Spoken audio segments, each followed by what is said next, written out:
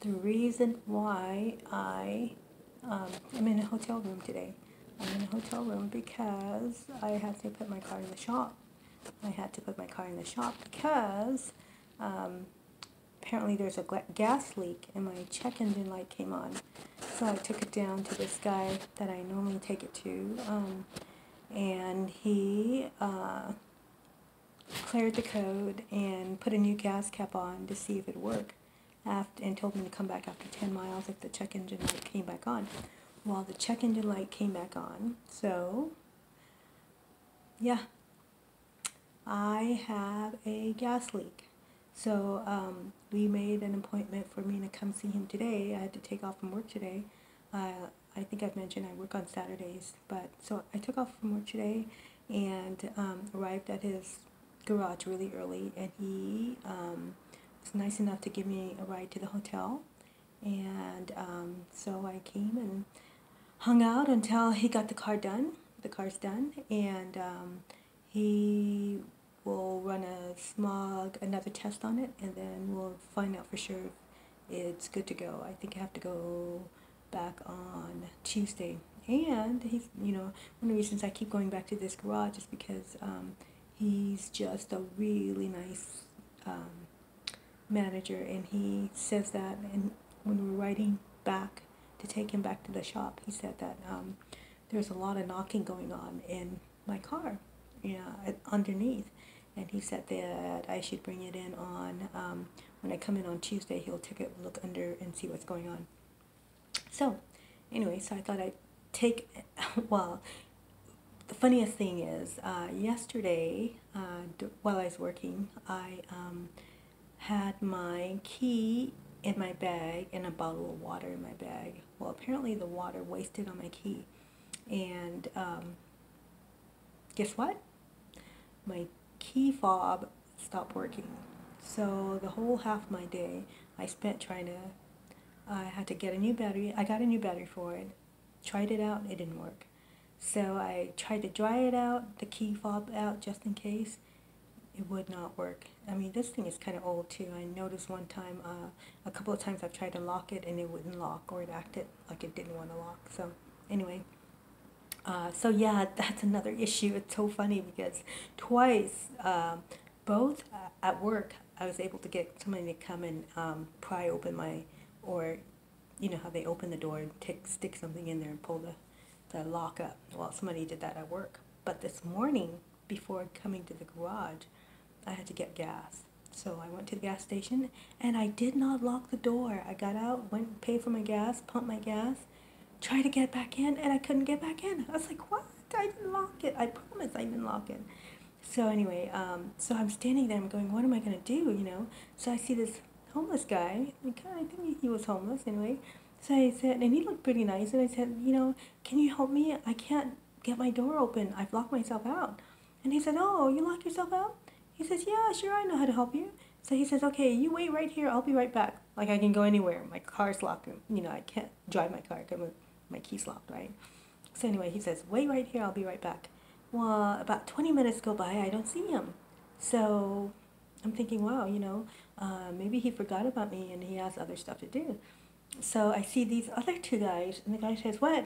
You can't get into your car? And I've seen these two guys before. They just kind of, like, people just kind of hang out by the gas station. I don't get that, just kind of hang out there. And I think it was probably about maybe 3:30 in the morning, and they just hang out at the gas station. It's the place to be, right?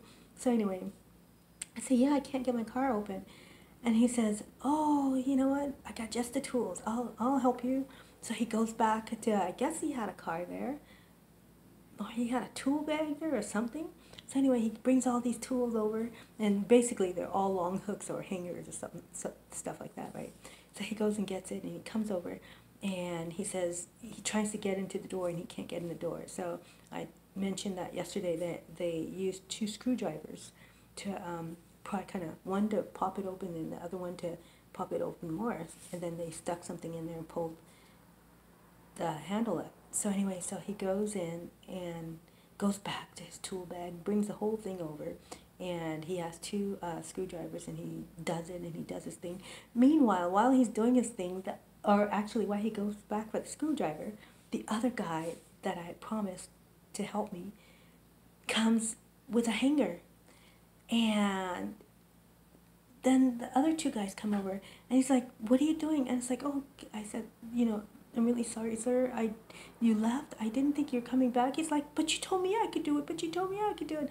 I'm like, "I'm really, really sorry, sir, but you left, and you've been gone for a while, and I didn't know where you went." And he's like, "Well, I had to go look for a hanger." I guess, I guess he's right. People just don't have hangers lying around waiting to be used, right?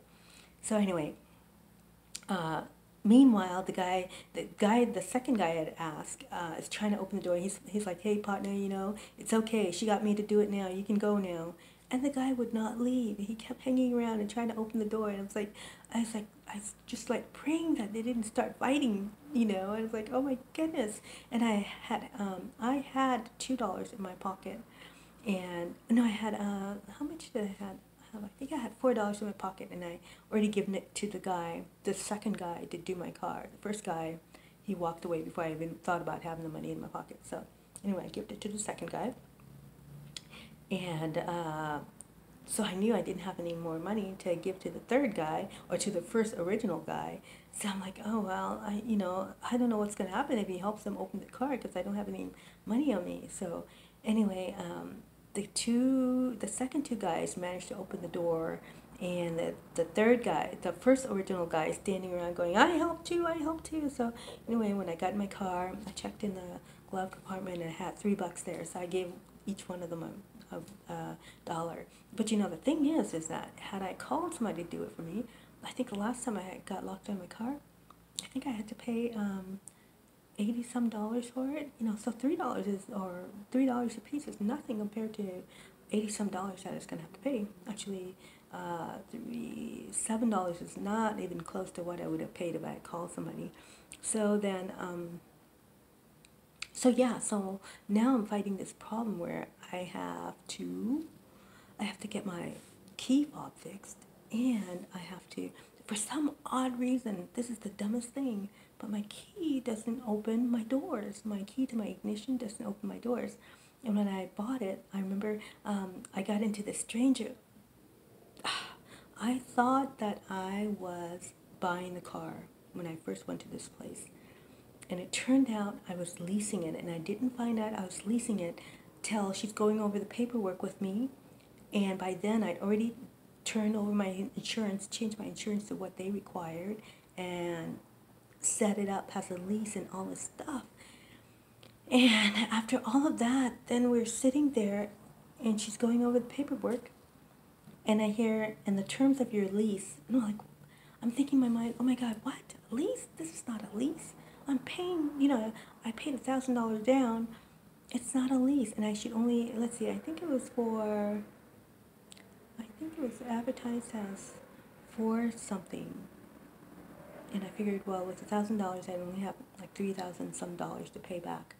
But no, it was a lease. And according to the lease, I would have to have made all the payments, as in, I think it was $4,000 worth of payments before I could finally purchase the vehicle for like $1,500, which was what they advertised as the sales price, right? I was like, "Oh my goodness, no!" So anyway, I'll have to do a video about that, but that turned out to be a really, really bad deal, where I ended up paying like $8,000 for a 2001 car that was like that was 15 years old at the time, and it just, yeah, that turned out to be a nightmare. Anyway, so the point is that they did not give me a key that works. They had the key. They kept the key that worked in both the ignition and the doors. And when I made them the final payment, I made it on a Saturday, and I guess that people who knew the business well weren't there. They had the Saturday person that I guess didn't get a lot of didn't have to help a lot of people with a lot of things. So she had no idea all the checklists she should go through and the things she should give me back and blah blah blah. So she did not give me the original key. So till this day, I don't have the original key. So till this day, I cannot open my car unless I use the key fob. So therefore, yesterday, although everybody kept saying, well, don't you have a key? Can't you just use your key? I'm like, no. And I had to explain like a million times. No, my key does not work. It doesn't work. It doesn't work. It does not work in my door, which is, I mean, I know it's very annoying, but what can I do? I can't go back and get the key now. And I mean, I thought about writing the company, but then another thing that the body shop was going to do was he knew a guy who could come out and make me a key for my door and another key for the ignition. And I was pretty, I was looking forward to that, but it turned out the guy that he was going to have come and do that did not show up. So yeah, so that was a no-go. So anyway, so I just got I got picked up, the guy called me, I picked up the car is ready to go, and he's going to take a look underneath it and find out what's shaking so much. But so far, I mean, I know, the thing is, I know I have an old car, so I know I'm going to be putting money into it. But where I stand right now, I don't want to buy another car. I mean, if they give me the shaft in Idaho, you can imagine what it's going to be like out here trying to buy a car. It's even more expensive. That car that I bought would be worth like $15,000 here. I mean, seriously. Because actually one year I did have to buy a car. I had to buy like a little Nissan Sentra, I think. And that Nissan was, I mean, the thing was old and it was dented and, and it was like $2,500. And we beat the guy down to $2,000, I think. And, but, so what I'm trying to say is that the Town and Country I bought had some scratches on it, a little bit of rust, but other than that, the body was in great shape. The inside, was a little wear and tear. They did do a little detailing to sell it. I mean, just because it was at a dealer's, but yeah, so, I mean, I think I got a great deal, even though it was really expensive for Idaho standards. Had I bought the same car here, I think it would have been much, much more and far more damage to the body. But, so here I am. I'm at the hotel room. I plan to try to, oh yeah, one of the things I did too while I was here is, one of the things I like to do to my hair, although I wear it natural, I like to straighten it once in a while, because it helps my ends, because my hair is really nappy. So as you can see, I mean, it doesn't even straighten like really, really straight. And because one thing is, I think it doesn't straighten straight because I have a lot of fine hairs. And I think it's harder to straighten fine hairs than it is to straighten hair that's really thick. And, I mean, you can tell this is my short side over here. And this is my sort of thicker side. And it's so funny because I've got some, for my dad, I got like some really like weird different textures, and it tends to be right in here in my hair. And anyway, so I straighten my hair, but as you can see, with all the moisture in the air, it's like one big poof. That's another reason I don't straighten my hair anymore, because that moisture just loves my hair. But also, I like to keep it where it's natural, because when it's natural, it looks fuller. Because it looks fuller. It looks a lot more fuller, and you can't see can't see how fine it is.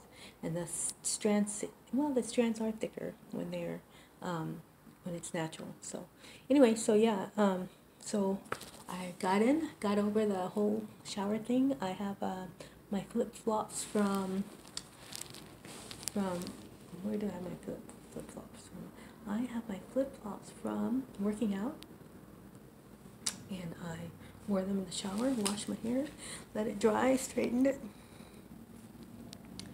Then I pretty much took a big nap. It's kind of nice to be in a bed, and fortunately, they may not clean the rest of the the hotel room, but they did a good job cleaning with the bed sheets. The bed sheets are clean. The bed's clean, and it's very comfortable. So I took a big nap, and in fact, I was startled awake when I got the call. So anyway, for the rest of the day, I am hoping that I get a chance to work on my art. If I don't, I'm in big trouble. If I don't, I still have tomorrow too. But I have to read the directions and find out, the dates that I have to have everything ready, and then start planning on getting some of it printed and submitted. But yeah, so I mean,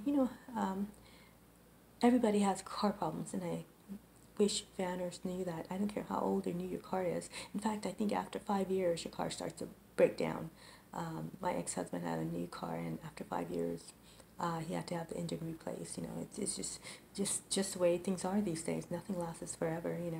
And so I'm going to expect that. Going to, you know, have to put some work into the car. That's just the fact of life, and hopefully try to save for it and keep some money for it, because it's gonna happen. And I'm not depressed. I don't feel like, oh, why me? It's gonna happen. If it happens to other people, it's gonna happen to me. So fortunately, this time I was prepared for it, because I knew that there was something wrong. I mean, I smelled gas every time I started my engine, so I knew. Yeah, I was just praying that it would last until I could get it into the shop. So now I'm praying that nobody breaks in my car until I get the key fob replaced. So anyway, that's it. Just thought I'd come to you, and have a good Saturday. Bye.